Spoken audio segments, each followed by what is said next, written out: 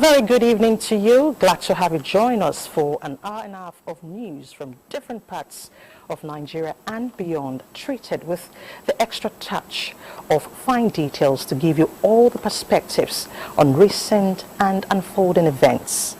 Tonight, House members beam the searchlight on the Nigeria Sovereign Investment Authority as well as the National Housing Fund in accountability investigation. The slogan Ajuaya resonates as NYC camp returns to Borno after 12 years, just as federal government takes a bold step at enhancing academic standards in Nigerian universities. For lovers of Momo, we have something on our tonight's lineup that should make you begin to get interested in how furs from animals are removed. You should know the good and the not too good practice that could endanger your health. As you are aware, President Tinubu's ministers have already settled down for the business of governance. You will get to see some of them who hit the ground running. We have all these and other stories, including the ones we promised last week, on how Nasarawa State moved from red status to green on the HIV radar, as well as that on artificial intelligence and threat to jobs. From Russia comes the news of a plane crash. You will also get to know more about it. That is just a sneak preview of what is coming your way. If you stay tuned, you will get the full package and won't have to be told. After all, the taste of the pudding is in the eating. I'm Elizabeth Omori, and this is News Extra.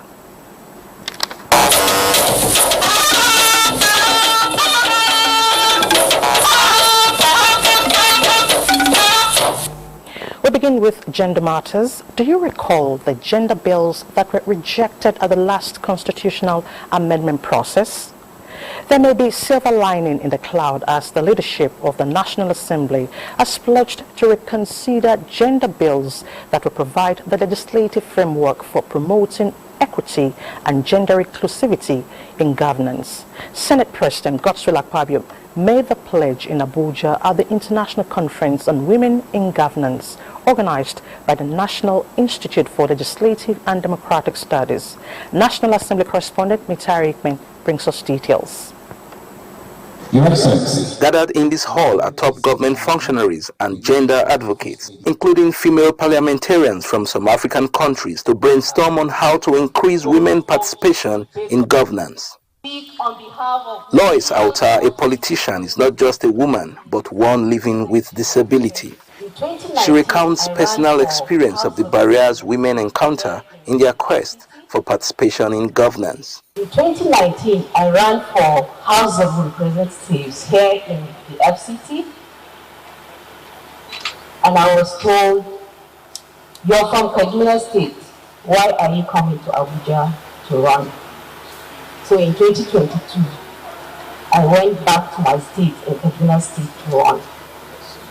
And I was also told, "We married you to Akwa Ibom, why are you here?"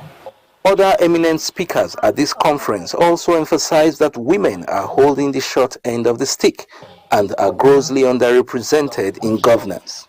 Our leaders have not really agreed that there shall be additional seats for women in parliament. At the executive level, the percentage of women in ministerial positions since the commencement of the Fourth Republic in 1999 has not exceeded 10%. We cannot achieve gender equality and women's empowerment without questioning the institutions, norms, and values that is empower women. Even up to 40% inclusion in elective and appointment positions is needed. For the leadership of the Nigerian legislature, the problems are already known. It is now time for solutions to walk the talk. For me, the number of women in the 11th Senate is not encouraging at all and must be deliberately improved upon moving forward. Following the rejection of the gender bill in the 9th House of Representatives, that bill failed to pass because of the challenges of finding modalities for its success. But the 10th House will be revisiting the bill as part of our legislative agenda. Speakers at this conference are calling for strong political will and the removal of constraining laws that impede women participation in governance in order for Nigeria to move closer to the goal of achieving 35% affirmative action for women.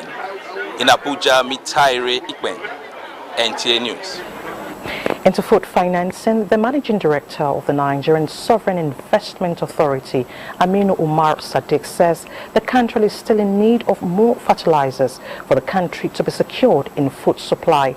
The managing director stated this during an investigative hearing by the House Header Committee investigating the authority since inception. National Assembly correspondent Abdullahi Aminu reports. Apart from the main Presidential Infrastructure Development Fund to the NSIA, the House Ad Hoc Committee seeks more explanation on other funds like the Abacha loot and how the agency released the sum of 144 billion naira in 2023 through an approval from the presidency. On the issues raised and the NSIA contribution in the production of fertilizer, the managing director says the authority has a mandate of creating companies and give waivers for a certain period. We have developed and co-developed over 10 institutions and platforms to improve the financial market ecosystem. To name a few, we created a company called InfraCredit, a financial guarantor that motivates domestic capital from pension funds into the infrastructure sector. The committee chairman requested additional information on the Kano Solar Power Project and detailed sources of funding, including recoveries and stabilization funds. At the point that Nigeria is now, there is need for transparency and accountability from everybody in public office. The committee resolved to invite the Auditor General of the Federation, Minister of Finance, and the Central Bank of Nigeria for further clarification to ensure transparency and accountability are adhered by the NSIA. From the National Assembly, Abdullahi Aminu, NTA News. Meanwhile, the House of Representatives is to review the National Housing Fund Establishment Act of 1992 and amend the law to meet contemporary housing needs. This is coming from the Deputy Speaker Benjamin Okeze-Kalu at the investigative hearing on alleged non-remittance to the fund and the status of its utilization from 2011 till date. Ignatius Nkwo reports. The idea behind the National Housing Fund Act of 1992 is to close gaps in Nigeria's housing deficit. Unfortunately, this seems to be far-fetched. A motion in the House of Representatives in July this year threw up these concerns. An ad hoc committee was mandated to investigate allegations of non-remittance to the fund and the status of its utilization from 2011 till date. And Nigerians must get what is due to them through the housing funds. We are fully ready for this. The House of Representatives was therefore alarmed to receive allegations of non-remittance by employers and, in other cases, mismanagement and misappropriation of the hard-earned salaries of Nigerian workers. Federal Mortgage Bank of Nigeria presented the total remittances by ministries, departments and agencies of government between 2011 till date. As the Executive Secretary of the Federal Government Staff Housing Loans Board explained that the board does not receive remittances directly, rather from the Federal Mortgage Bank on a special arrangement for only federal staff. Remittance by all stakeholders that contains remitter references from 2011 to 2023, that's to date, 238 billion, 557 million. The Federal Government Staff Housing Loans Board and Federal Mortgage Bank entered into a partnership, an MOU, which I've also attached here, to grant soft loans at 8% interest rates to federal public servants to improve on their houses, to renovate their houses. The loans were called home renovation loans.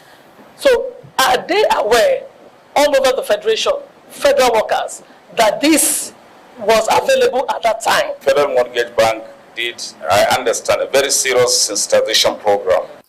The Association of Real Estate Developers of Nigeria, the Nigerian Labour Congress and Federal Housing Authority of Nigeria also made submissions. The Federal Mortgage Bank and the Integrated Payroll and Personnel Information System are to reappear at the next sitting. Ignatius Nkwo, NTA News. And from the court, we hear that the arraignment of the suspended governor of the Central Bank of Nigeria, Godwin Emefiele, was stalled the second time. Godwin Emefiele wants Sadatu Yaro, and a firm linked to Yaro, who is the second defendant in this matter, which should be arraigned before the High Court of the Federal Capital Territory. Emefiele and two others are being tried for an alleged procurement fraud running to 6.9 billion naira. The defendants will be facing 20-count charge preferred against them by the federal government of Nigeria. At the time NT News visited the court for the arraignment slated for Wednesday, 23rd of August 2023, the matter was not listed in the cause list. Emefiele and two other defendants were equally not in court. Now, the Secretary to the Government of the Federation, George Akome, assures Nigerians that the mandatory 1% deduction from ministries, departments and agencies of government, MDAs, as workers' contributions to the employee compensation of the Nigeria Social Insurance Trust Fund will be given necessary attention. The SGF says this when executives and management of NSITF, led by the Managing Director Maureen Alago, paid him a courtesy visit in Abuja. The SGF notes the critical role of the organization to workers in public and private sectors and acknowledges the fact that they should be assisted to deliver on the mandates. Earlier, the Managing Director, Chief Executive of the NSITF, informed Senator Akome on the history, achievements and challenges of the fund, seeking the assistance of the SGF towards the implementation of the compulsory employee compensation for all public servants as approved by the Federal Executive Council in May 2023. Now, the Minister of Information and National Orientation, Mohammed Idris Malagi, says promoting Nigeria's unity in diversity is not negotiable under the current administration of Bola Ahmed Tinubu. This was when he received members of the Governing Council of the Nigerian Institute of Public Relations during his first official engagement. Saliu Gwanara tells us more. Mohammed Idris Malagi took the driver's seat to pilot the affairs of the ministry as the 34th indigenous minister. Coincidentally, this is the minister's first official engagement and among the last functions for the president of Nigerian Institute of Public Relations, who is leading the Institute Council members on a solidarity visit ahead of its annual general meeting. Having been a member of NIPR for more than 3 decades, the minister promised that the renewed Ministry of Information and National Orientation will be accountable and transparent to Nigerians. And I've also received this briefing from Mr. President that we should put national reorientation at the core of our affairs. It's not just about disseminating information, but all of you will agree with me that Nigeria requires so much of reorientation to reset our nation so that together we will all build the country that we all desire. Mr. President has said it severally since he assumed office that Nigeria is our country and there is no north, there is no south, but there is Nigeria. All of us, those in this industry and those in other sectors, have to join hands together for the benefit of our people. But I want to assure you on behalf of the Institute that in us, you have a battalion that is going to rally around you to ensure that whatever we can do, professionally and otherwise, to ensure that you not only succeed, but you exceed expectations. Documents on Citizens Summit on Peace and Stability in Nigeria, initiated by NIPR, was presented to the minister as the institute sought after the ministry's support for the development of NIPR and its members. In Abuja, Saliu Gwanara, NTA News. And in other news, about 3 months into the current administration at the center, APC's Frontliners Forum has described as remarkable the implementation of the renewed hope agenda. This is coming as the association paid a courtesy visit on the national chairman of the governing All Progressives Congress, Abdullahi Umar Ganduje. Political correspondent Abubakar Akwanga has details of these and other activities at the party's secretariat. Those who contested at the different levels be given due consideration. This is a group of women politicians on the platform of the All Progressives Congress APC who had tested their popularity during different election seasons. Apart from welcoming the national chairman, they have one agenda on the table, and that is to push for more recognition of the women in this new dispensation. We are requesting the parties to recognize our efforts, and those who contested at the different levels be given due consideration because of our contributions to the growth and success of the party. Mr. President is doing a lot from what we have seen so far. There are many women as ministers. We assure you, APC will continue to promote women participation. Iowa community of APC Southwest and Confederation of APC support groups also came calling. Their mission is to support the party and its leaders on its platform at the national and subnational levels. We are here to give you our support to make sure that we turn around APC, reposition it for better tomorrow. We thank you for all these documents. We will study them, and we assure you, Mr. President, we'll do something about it. The national chairman acknowledged the size of the task ahead of the party and urged Nigerians to keep faith with the new administration as measures are being taken to ensure every policy initiated comes with relief and long-term impact. In Abuja, Abubakar Akwanga, NTA News. Meanwhile, All Progressives Congress APC National Working Committee has announced the names of officers to fill vacant LWC and zonal positions of the party. The announcement was made by the party's National Secretary Ajibola Bashiru during a media briefing on the outcome of the NWC meeting held at the APC National Secretariat. The officers are Deputy National Chairman, North-Northeast Zone, Ali Bokar Dalori, Borno State; National Vice Chairman, Northwest Zone, Garba Dati Mohammed, Kaduna State; National Legal Advisor, North Central Zone, Professor Abdul Karim Abubakar Kana, Nasarawa State; National Welfare Secretary, Southeast Zone, Donatus Mwakpa, Abia State; National Women Leader, South Zone, Mary Alile Idele, Edo State; Deputy National Publicity Secretary, North Central Zone, Duro Meseko, Kogi State; and Zonal Organizing Secretary, North Central Zone, Ekane Shwaibu Okolo, Kogi State. The National Secretary says the action of the National Working Committee in filling the vacant positions created in the party was guided by the resolution of the National Executive Council meeting of August 3rd and Article 13 of the party's constitution, which is supreme.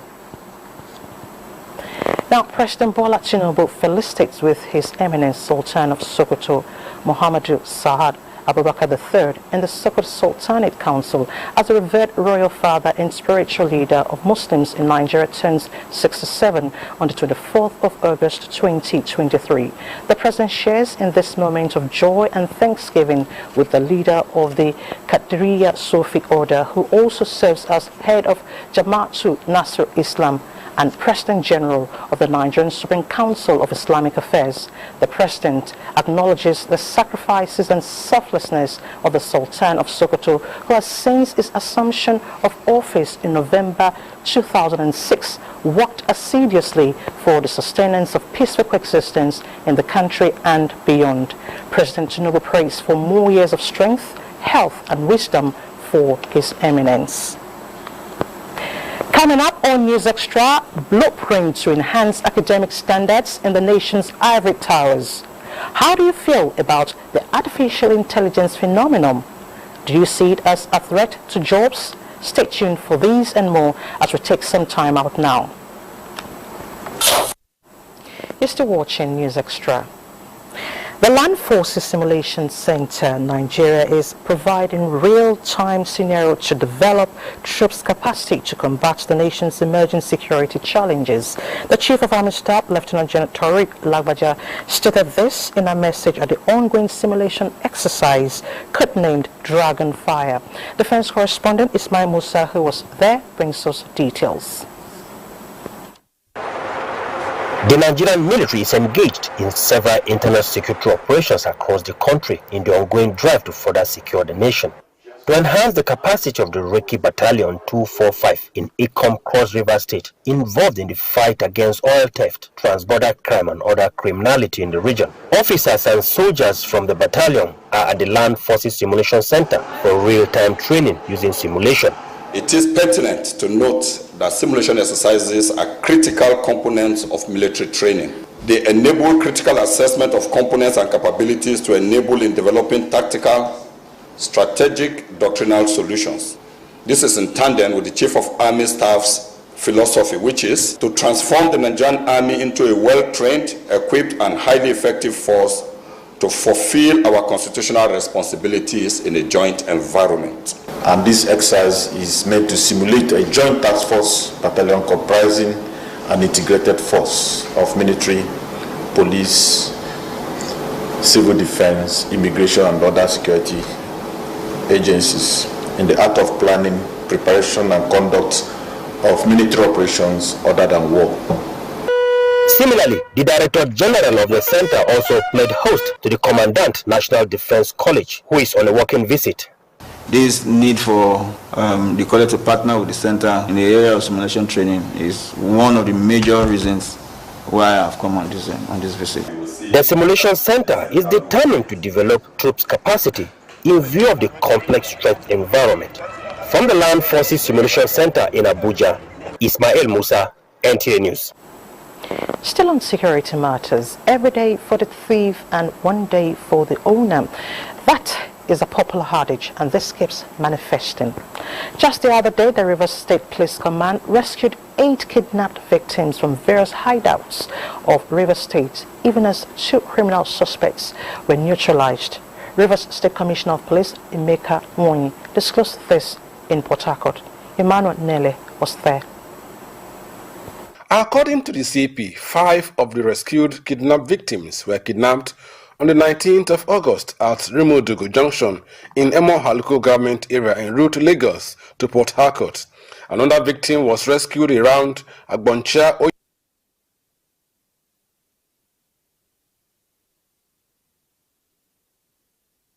Apologize for that glitch. Let's move on. Once upon a time, Borno was a destination and haven for prospective corps members eager to be deployed for orientation camp and posting, where many have remained after service, finding work in both public and private sectors, even ending up getting married, of course. When Borno Boko Haram insurgents came calling, it was all gone with the wind, jeopardized the calm, scattering peace, loving people, with the NYC as an early victim, closing shop in Borno for 12 years. You heard me, 12 years. But now fresh breeze is blowing, as just last Friday, the NYC camp reopened. Milka Dant Malam will now tell us more on the full return of NYC at a time services of corps members are mostly needed as Borno rises from the ashes of conflicts.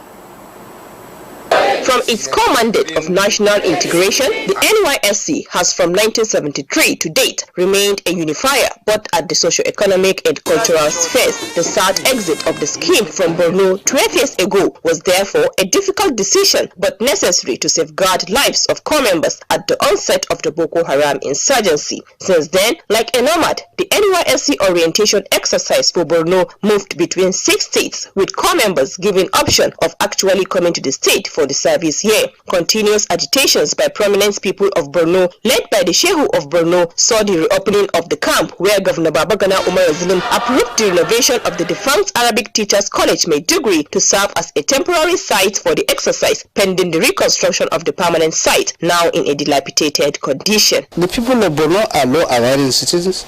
They like strangers. The government is trying. You see, all levels of government, local government, state government, federal government, they are doing their best.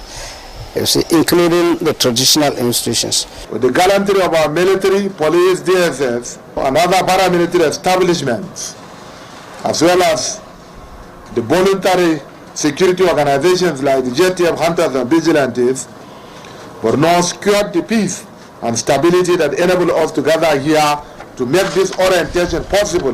It's an opportunity for everyone to understand and then come along to see that we build a better Borno, especially in terms of business opportunities. What are the assurances of the core members' safety? We are in collaboration with all the security agencies, and as usual, we will only post core members to areas that are safe.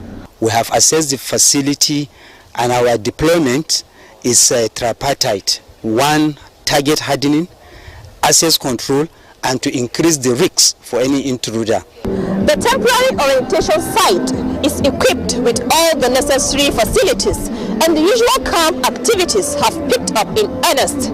What then are the expectations of core members? My expectation is not that much, it's just that my safety first. Given the opportunity to work here after my service and finding a good job, Maiduguri is fine, is okay. The insurgency denied Borno the contribution of core members critical to national integration and development. They are back with safety guaranteed and have significant roles to play in the post-insurgency recovery phase. In Maiduguri, Milka Damalam, NTA News. Indeed, Milka, this is cheering, and the scheme must fulfill its mandate. After an intensive 4-year period of collaboration among esteemed academics, the National Universities Commission has unveiled a comprehensive blueprint aimed at bolstering academic standards within Nigerian universities. The blueprint, which is the culmination of extensive brainstorming sessions, was unveiled during a stakeholders colloquium in Abuja. Abdulmalik Hassan reports. At the heart of the colloquium was a focused discussion on the core curriculum and minimum academic standards. Members of the academia convened to delve deeply into these critical aspects, reflecting the commitment of the educational community towards elevating the quality of higher education in the country. Of the 60 months, went through a profoundly vigorous and painstaking process by teams of experts drawn from the nation's universities, comparative professors, professional and regulatory bodies, while the private sector was represented by the Nigerian Economic Summit Group and all other relevant stakeholders. This principle allows for a good deal of adaptation that suits not only local peculiarities of the universities, but most importantly, provides all universities opportunities to carve a niche for themselves in areas of comparative advantage. A paper presentation was made during this session to shed light on the intricacies of the new curriculum. The curriculum, the main concern was relevance and adequacy of the curriculum to the needs of Nigeria. We cannot continue to have our universities and we don't see the benefits that society derives from the university system. Almost we have serious issues. Deliberations also focused on shared dedication to ensure its seamless implementation, which progressive measures are slated to be rolled out starting September 2023. Meanwhile, the blueprint introduces a transformative shift in educational landscape, introducing 17 disciplines that will define the academic landscape of Nigerian universities by aligning courses with contemporary needs and global trends. Abdulmalik Hassan, NTA News. And still talking education, modern technological advancements have now made it imperative for the country's education system to effectively respond to emerging changes that enable students to develop skills for the kind of growth Nigeria desires to be at par with highly developed nations of the world. Abdullahi Musa Suleja takes a look at existing curriculum, especially at secondary school level, and attempts being made to refocus for development.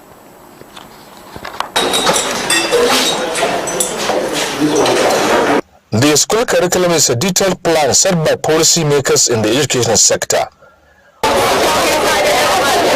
For the schools, it encapsulates what is to be taught, which might include social behavior, as well as content and thinking skills to enable the learner acquire specific knowledge and skills designed to evolve and evaluate target learning outcomes of a particular discipline.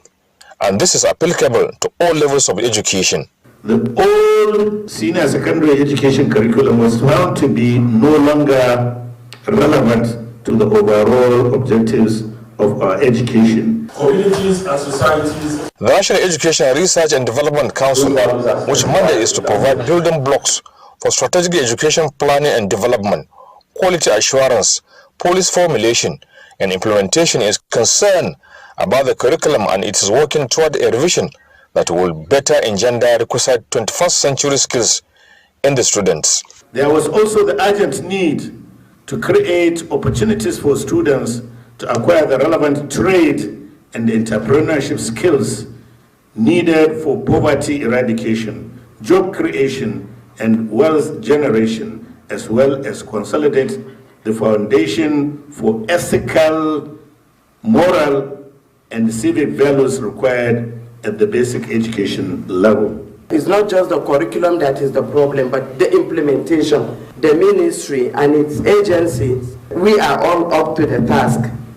It is expected that if the curriculum is shaped to capture the needed requirement, that will mold the behavior and, most importantly, instill skills and entrepreneurship knowledge in the students, the nation will march toward catching up with other climes that are striving for knowledge economy.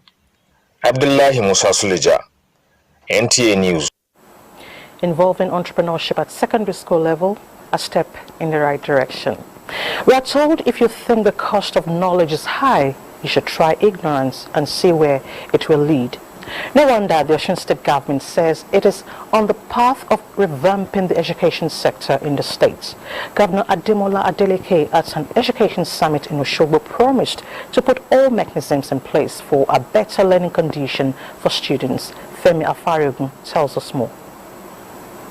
AEC result analysis showed that Osun State ranked 34th in 2021 and 36th in 2022.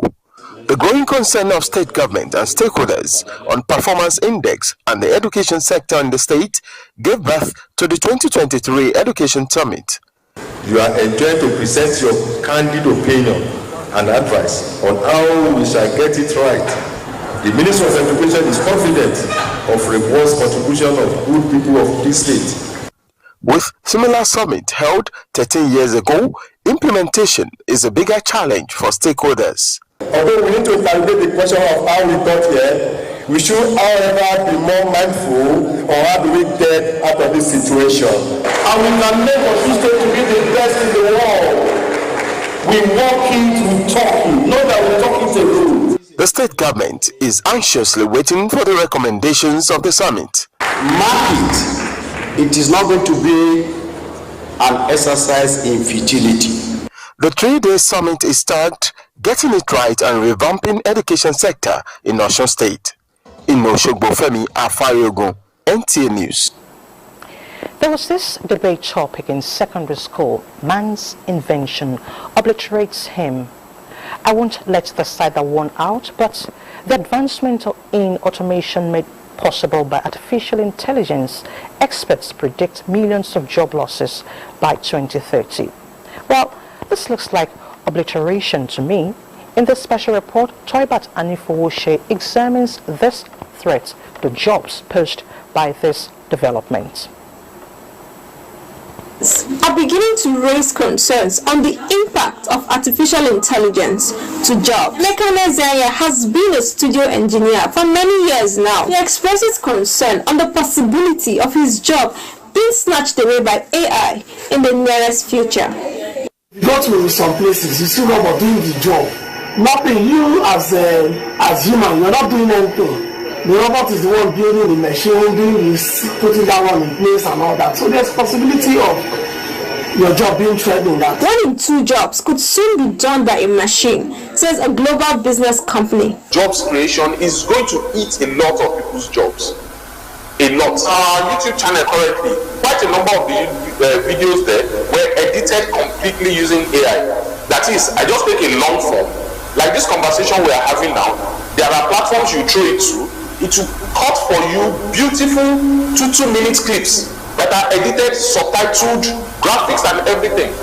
While concerns about possible job losses persist, experts argue that AI also has the potential to create new job opportunities.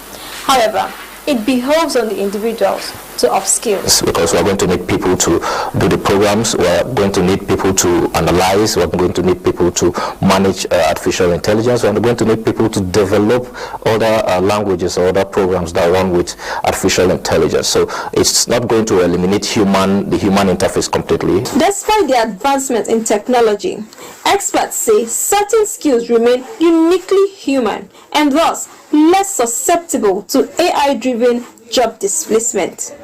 In Abuja, Toyiba Anifowoshe, NTA News. Thank you, Toyiba. Now let's take a trip to Lagos, where the need to use quality media content to create job opportunities and boost Nigeria's economy has been stressed. This was at a media content exhibition. Nwabufo Moye reports. Electronic media involving television, radio and online platforms play vital roles in disseminating information, promoting cultural diversity and inspiring people across the country. For obvious reasons, there is urgent need to provide quality media content that will portray true image of the happenings in the society. The Director General, Nigeria Television Authority, Salihu Dembos, represented by General Manager NTA Lagos Channel 10, Tunji Adekoya, assured of his commitment to collaborate with NQAM to achieve quality media content. We will do the best we can to ensure that NTA supports the creation of content and to support this association. Some of the content creators in the media industry speak. Production organization, and because of that we are positioned to bring very good, educative, informative and entertaining content by ensuring that content produced meets relatable standard across the world. VSL is a program slated for the youths within the ages of 18 to 40 years. That is in the studio. It's a talk show, like I just mentioned, to address the minds of the youth. Now, how this quality content will be on your TV, like NTA for example, is to ensure that there's a concerted effort between NTA, the content makers, and advertisers, because advertising drives content. Members of the Electronic Media Content Owners of Nigeria also commended NTA's effort in giving them enabling platform for content creation. In Lagos, Nwabufo Moye, NTA News. Some of the newly sworn-in ministers are already on the upswing mode with activities. We shall bring you details and some happenings in the world of business right after this next break. Just stay with us. Thanks for staying with the NTA. Now let's shift attention to movement for the transportation sector. Nigerians are curious and eager to know what is in stock for the development of the transportation industry. Let's now join Winaya Kalu as she x-rays the agenda setting from the point of experts and stakeholders. The railway system plays a critical role in any country's social-economic development.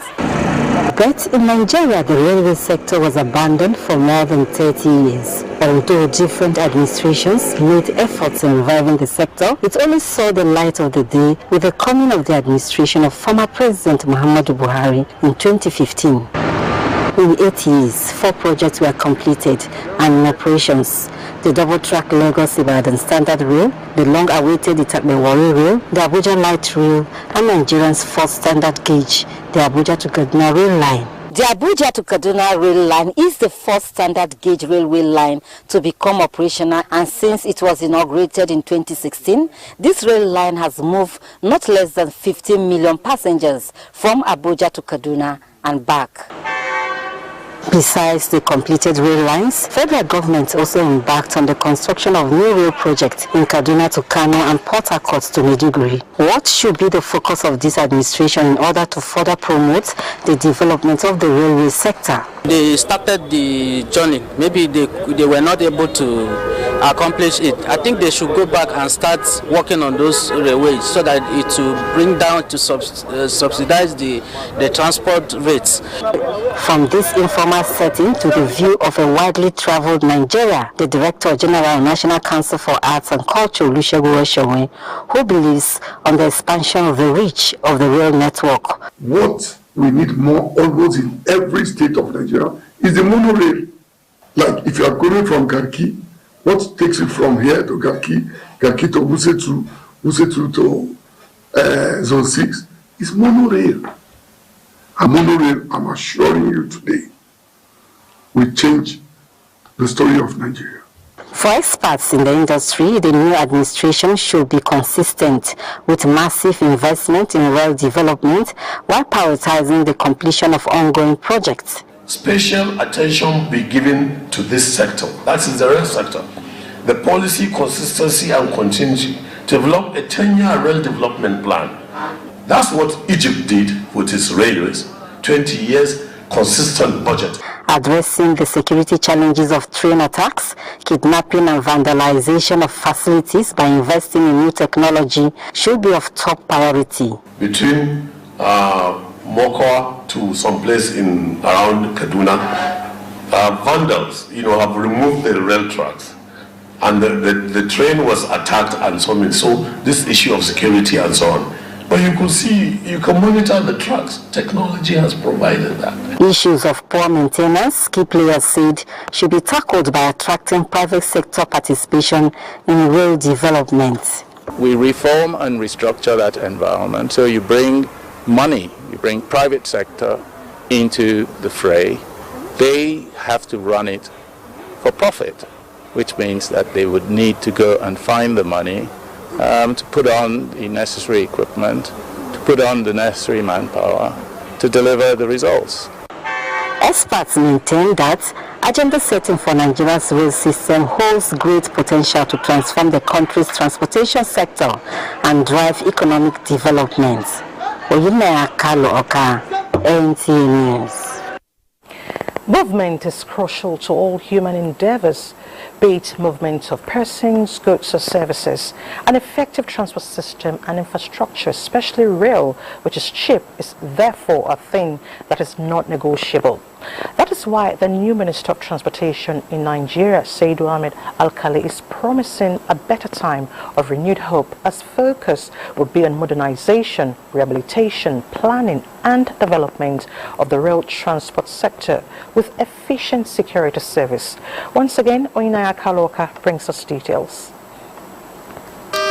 The transportation sector plays a crucial role in the development of any country. In Nigeria, for the past 8 years, some achievements have been recorded, but experts believe consistency and continuity are vital keys to achieving an efficient transportation network. For the new man at the helm of affairs as the transportation minister, Saidu Ahmed Al-Khali, a 3-term senator, the tasks ahead are extensive, he said, but the work must be done to turn around and improve the sector. As a complement towards ensuring the realization of this aspiration, I will support the provision of necessary conducive environment, while at the same time maintain zero tolerance to indiscipline, laxity, inefficiency, and any form of misconduct in the discharge of any official responsibility. He spoke on the urgent need for presidential assent of the pending transportation bill for a deregulated sector. I will follow it up with the President and Commander-in-Chief, and of course the joint houses of the National Assembly, the Senate and the House of Representatives, to ensure that the bill has passed the third reading and will be assented by the President and Commander-in-Chief. In a bid to ease the cost of transportation in the country due to fuel subsidy removal, the minister noted that the ministry is considering the reintroduction of electric vehicles into the proposed mass transit scheme. Goyina Kalu Oka, NTA News. Thank you for those reports, and I do agree with you. There should be massive investments in our rail system. Now, the Abuja Light Rail project will receive topmost priority to ensure ease of transportation for residents. Minister of the Federal Capital Territory, Nyesom Wike, gave this indication during the inspection tour of the rail system in Abuja. Onoze Yakubu was there and brought back this report. The 23-kilometer lots 1E and 3 of the Abuja Light Rail project has since been completed, but has remained non-functional owing to acts of vandalism carried out on some critical components of the system. The first official engagement outside the office by the 17th FCT Minister Nyesom Wike is to inspect this critical national asset with a view to reviving it for the immediate use of the public. I can assure the public this is one project we must take to logical conclusion. It is not going to be a project we'll just abandon. Let's complete this before we go to lot 1B. And I thought too, by when you started this project, you would have identified which areas are the most traffic areas. That's what is important. One of the short-term area that we need to we have a concern and we need to see we've done something on it is the transportation. As he had mentioned, security is also a priority area.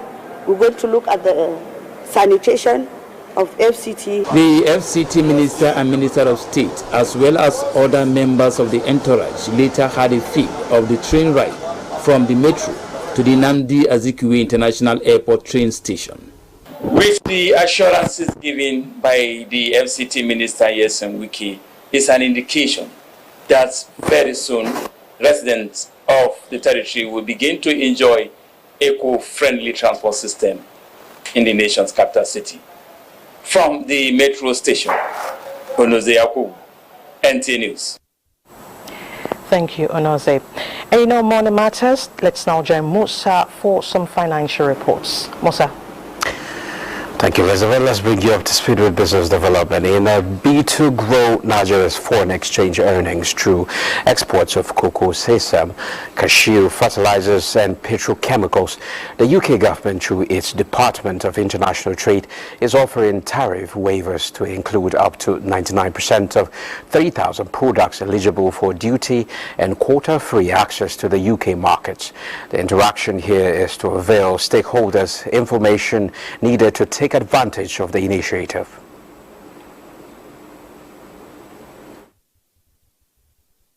.5% removed on sesame oil, 6.4% removed for woven cotton, 4.5% removed on cocoa paste, and 12.5% removed on plantains.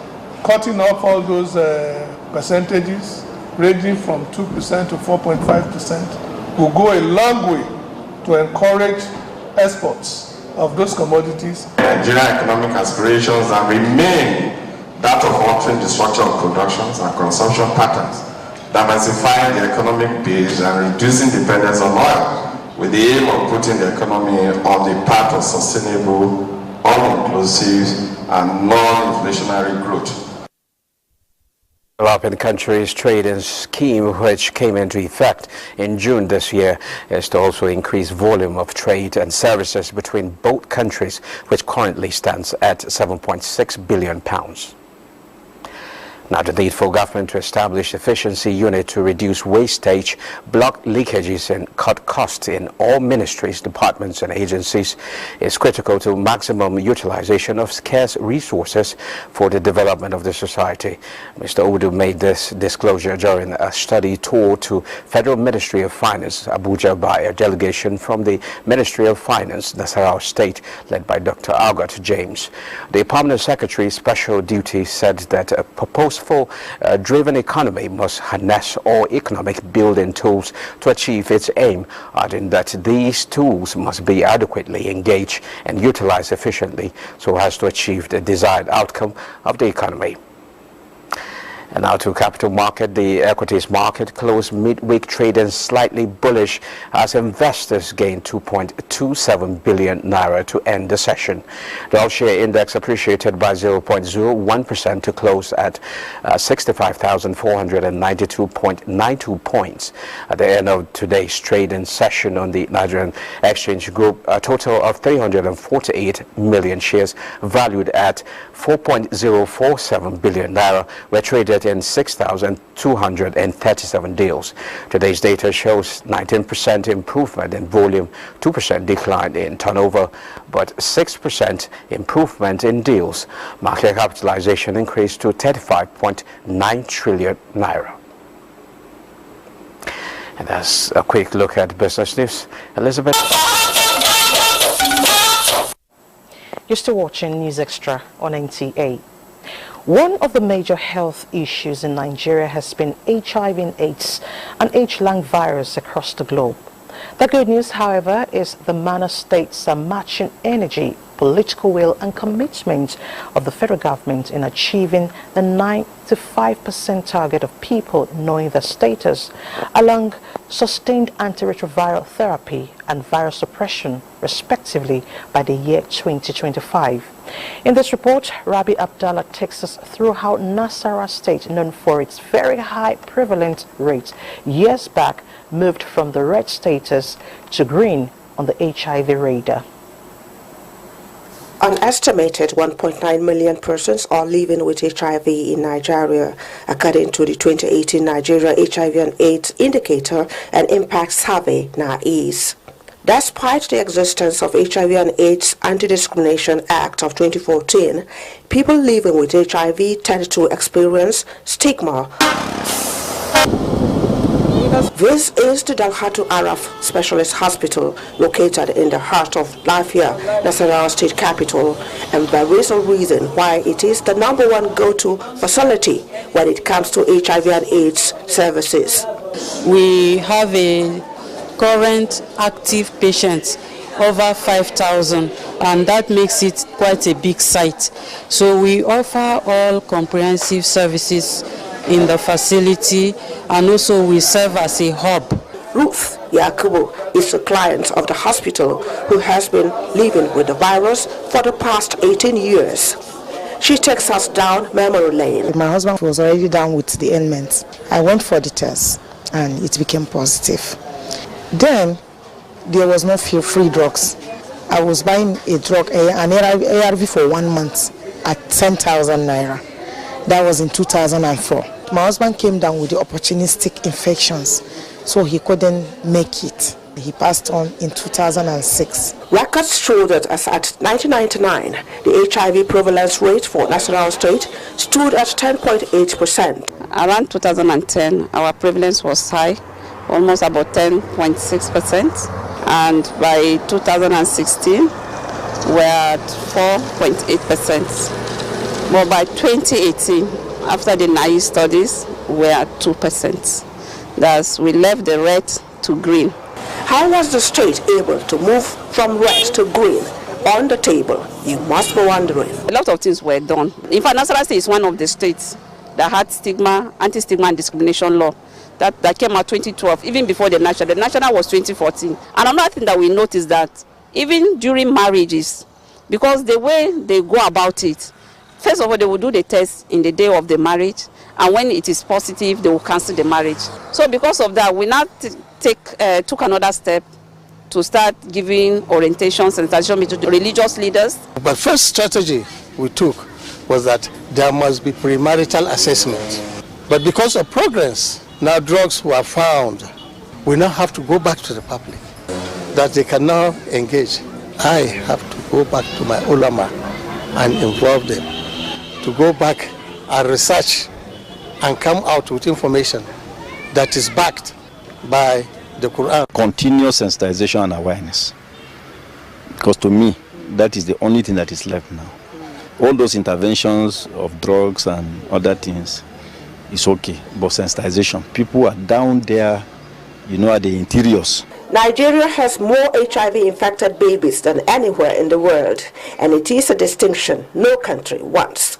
The integration of traditional birth attendants into prevention of mother-to-child transmission of the virus has helped to stem the tide of babies getting infected through pregnancy. They taught us how to screen the patient. They told us how to do 2 lines. If they see 2 lines, they know that this patient is positive. If they see 1 line, they know it's negative. But for confirmation, they should take it to the link hospital nearby. The challenges that we have is funding, because you know, since the World Bank project ended, it's only the government now that is funding HIV in the state, aside from the partner. You know, the partners, donor fatigue. For the Director General of the National Agency for the Control of AIDS, NACA, Dr. Gumel Aliyu Gambo, Nasarawa State and its likes translate to the country's success story, evident in the significant dip and the HIV national prevalence of 3.4% from 2007 to a population-based prevalence of 1.3 in 2018. We have a plan already in place to accommodate the need or the gap, to fill in the gap that will emerge as donors begin to withdraw.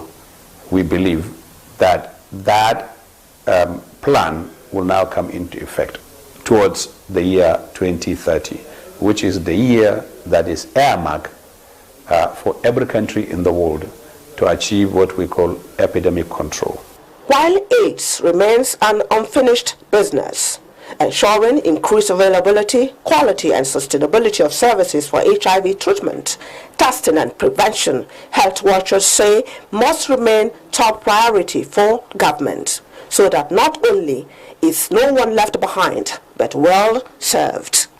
Rabi Abdullah, NTA News.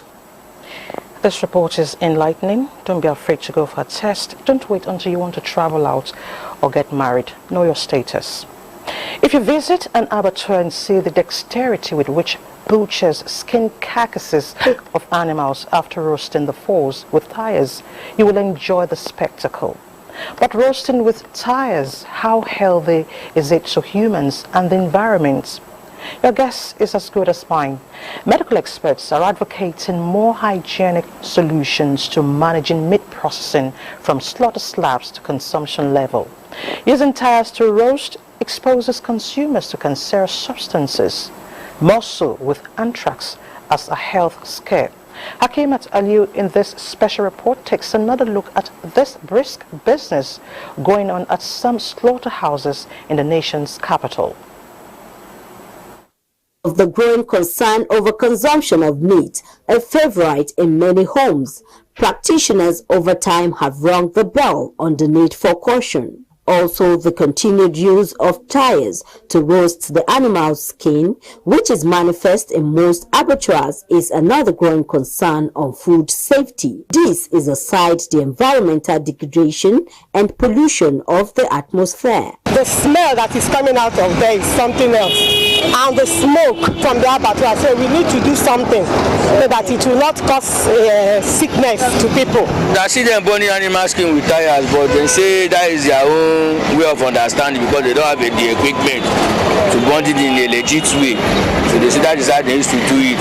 But that is not encouraging because after burning the tire with the skin, they will simply bring the skin for us to buy and eat. Speaking of camera, a young lad who makes a living of the business sees the use of tires as a fast process by which the hair on the skin of the slaughtered animal is removed. Whole atmosphere here is covered with smoke emanating from the roasting of animal skin around this axis of the abattoir. What's the health implication of this? A veterinary expert, Dr. Bala Mohammed, condemns this practice, blaming it on ignorance. So using tires to burn what we eat, be it the skin or the meat, is actually a no, and it's a way of introducing carcinogens, cancer-propelling chemicals into the meat that we consume. And those who practice the use of tires and burning the skin should be educated to also understand that whatever they seek to gain from burning the skin or selling the skin can be gotten from other things. The expert maintains that there are alternatives and healthy ways of deskinning animals rather than the use of tires. Those going for the delicacies in terms of momo and what have you that is derived from preparing this skin. There are many other ways that are environment friendly that you can take off the hair, having to do with industrialization and technology, even boiling and having to shave will suffice. Tires are also believed to contain toxic substances which contaminates the environment. Hence, relevant authorities are expected to take urgent measures against this practice. In Abuja, Hakimat Aliu, NTA News. Thank you, Hakimat. But for all the Pomo lovers, this is quite scary. No to roasting with tires. Hanging there for a piece of sports that raises the hope of street children with eyes on the bigger picture, courtesy a good Samaritan. Stay with us. Hello, with everybody for you. Say hello to GoTV's newest package. GoTV Super Plus has all the great channels you love on GoTV Super. Plus, big-time international and kids channels the whole family will love. Plus, plenty of live Premier League action on Super Sports Premier League channel. It's the package you asked for and we listen. GoTV Super Plus, available from 1 August. GoTV, love it. Like a bird needs wings to fly, you need skills to be productive. No matter the level of your education, ITF can train you to acquire skills in areas like mechatronics, metal machining, facility technology, electronics and computer networking, information and communication technology, ICT, culinary art, and agriculture. Acquire a skill and transform yourself from being unemployed to becoming even an employer. Be a valuable Nigerian youth. Say no to unemployment and poverty. I'll spread my wings and fly so high. I'll reach for the stars, yeah, it's time. Industrial Training Fund, developing the nation's human resource. If you want to become something, become a child again. Why be a patient? If you must worry, then worry about winning. Why worry about germs? When you come home, bring tales and stories. Why bring in germs? Shield your families from germs. When Dettol is a part of every household bucket, then you and your family can stay protected from up to 100 illness-causing germs. Everyday use of Dettol keeps my loved ones protected.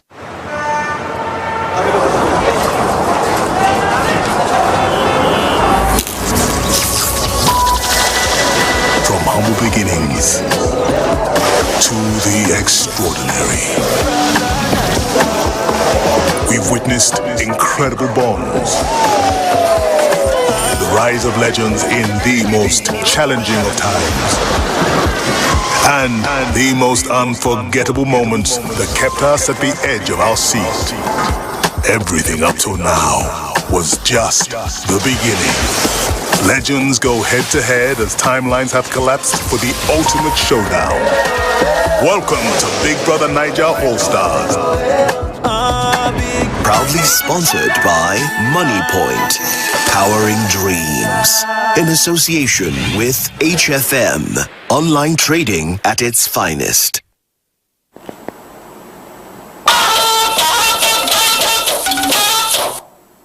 Glad to know you're still there. In February 2023, UNESCO puts the total number of out-of-school children in Nigeria at more than 20 million, though UBEC says it is slightly above 10 million.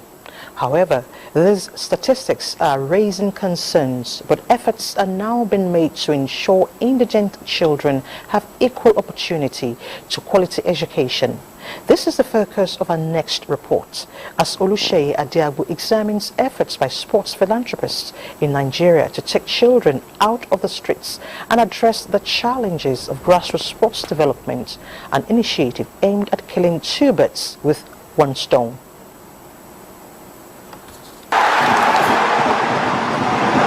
Azizat Oshola celebrating a new record in football. Nigeria's first female footballer to score in 3 consecutive World Cup outings. Today, many girls in Nigeria would rather be an Azizat. I would like to be like Azizat Oshola. I really love her play. Aisha Adegoke is a big fan of Azizat Oshola, and the teenager has put sports at the center of her life, while her parents only want secular education for her. She is one of the several indigent students at Fosla Academy, where more than 100 of them are living their dreams. I do go for athletics competitions like the Montana School Games. I saw my talent and empower me to come to the school to improve my skills and also empower more knowledge on me. We must say God has been so faithful. They excel in academics. They came here. Most of them could not even communicate well in English. Many of these Fosla Academy students were once out of school, thanks to the former NFL president, Sonny Lulu Abdullahi. These ones are no longer part of the more than 20 million Nigerian children out of school. For this number of years we have stayed, every year he always grants scholarship to indigent Nigerian youth. According to him, this is his dream to ensure that the streets of Nigeria are rid of criminals. So I'm happy. When the boys go to SS2, they started becoming champions. And they never saw second anymore in any tournament they go to.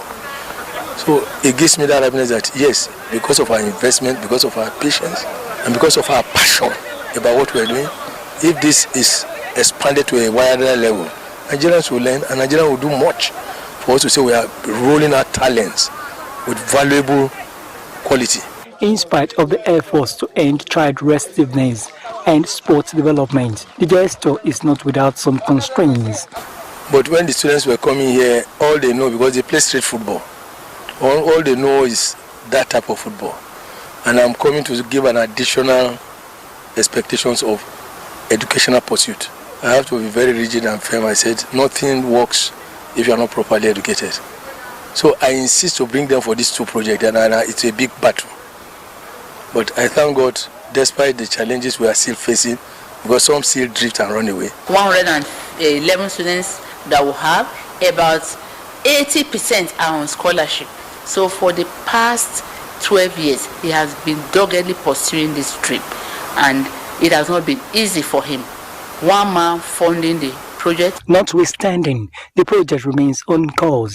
For some years now, Fosla Academy Karishi Abuja has been champions of all Nigerian secondary schools football competitions. The Pressure Cup has helped the school to emerge the overall champion nationwide, and that was why we had the opportunity of the school going to the Morocco games. And you can imagine the number of secondary schools in Nigeria. Some of them have been there for over 100 years. But this school is less than 10 years old. And we're able to achieve this. So we are very proud of these boys.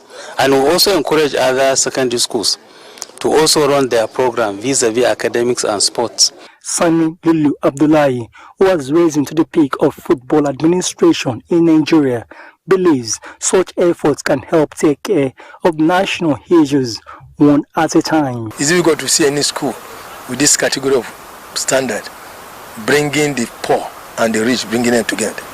I don't think it's readily available in Nigeria. But this is what God is using to achieve here, through the sponsorship drive and through the paying students that are coming here. So I believe these children will grow into maturity to believe that I had a friend from a poor background and I had a friend from a rich background, and they love themselves to make Nigeria one. Regardless of the feat achieved by Fosler Academy, many out-of-school children still litter Nigerian cities and towns. The passionate call now goes to corporate bodies and individuals with such vision to take a cue and replicate these. In Abuja, Olusheye Adiagbo, NTA News. You can also make an impact in your little corner. Now to the foreign scene, 10 people were feared dead in a private jet that crashed in Moscow. A Wagner-linked Telegram channel, Grey Zone, reported that the jet was shot down by air defenses in Tver region north of Moscow. Wagner leader Yevgeny Prigozhin was said to be among the passengers. Musaliu tells us more. Russian media say the leader of Wagner Group, Yevgeny Prigozhin, is among the 10 passengers on board of a jet that crashed this Wednesday in Moscow. 10 people, including the Wagner leader and 3 crew members, were said to be on board, and no one has been rescued. This was the last public appearance of the Yevgeny Prigozhin on Monday this week, when he appeared at a location believed to be in Mali, West Africa. Prigozhin is a Russian oligarch machinery leader and former close confidant of Russian President Vladimir Putin until he launched a rebellion in June 2023. There was no confirmation that Prigozhin was physically on board, and journalists could not immediately confirm that he was on the crashed aircraft at the time of this report.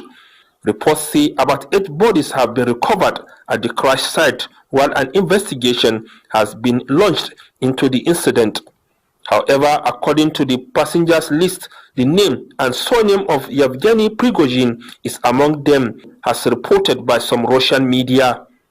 Musa Aliyu, NTA News. And next is an obituary announcement. Olumma Ibabuchi Mwobani, aged 82, a statement on funeral arrangement signed by Jonathan Ibabuchi on behalf of the family indicates that service of songs will be at her husband's compound, Umuwakoba Dimnopara, Oboduku, Umwapara, Umwaya, South Local Government Area of Abia State, on Thursday, August 24, 2023 by 4 p.m., Friday, August 25th, 2023 by 9 a.m. Body leaves Madara Hospital Mortuary, Aba Road, Umwaya to Umuwakoba Dimnopara, Oboduku for lining state. Funeral service by Ebenezer Methodist Church, Oboduku, will be by 12 noon and interment follows thereafter. She was survived by 5 children, including Choma Kuki of the NTA Parliament, NTA Headquarters Abuja, sons and daughters-in-law, grandchildren, and many relatives. It's extra today. Thank you so much for your time. I'm Elizabeth Omori. To have a great night rest.